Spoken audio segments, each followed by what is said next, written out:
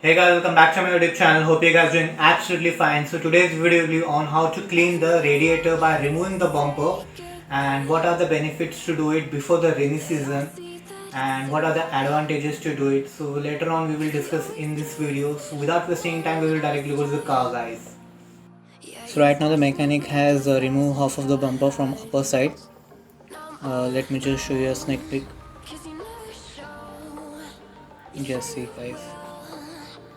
So all the upper side of screws has been removed right now, and this is how it looks.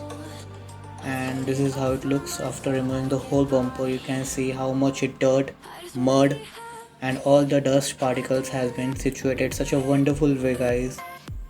So this is the story of the background of the bumper. You can see all the radiator has and the compressor has been covered in mud. It's a lots of air, mud and dust has been situated. Right now I'm giving a request to my friend who is cleaning the radiator, and I'm just giving the instruction that kindly properly clean it with a small amount of pressure of water. So right now in this condition I have requested him to clean it with a diesel and from then to soapy water and then from the pressure washer. So right now the work has been started. You can see how gently we are cleaning it. Kindly remember, guys, do not put maximum pressure on it. Just see, guys, now the whole area has been properly cleaned, and after the monsoon season I will clean it once again. You can just see, guys, it has been now cleared very properly. That's it, guys. So hope you guys get the specific idea that how the radiator gets cleaned by removing the bumper. The bumper removal cost me around like 300 rupees, guys, and the cleaning cost me around almost 100 rupees. So you get a specific idea that how to clean the radiator, guys, and what are the advantages to do it before the monsoon season or the rainy season, because all the radiator is get choked due to the mud and the rainy water, guys. That is why I recommend you to do it before monsoon.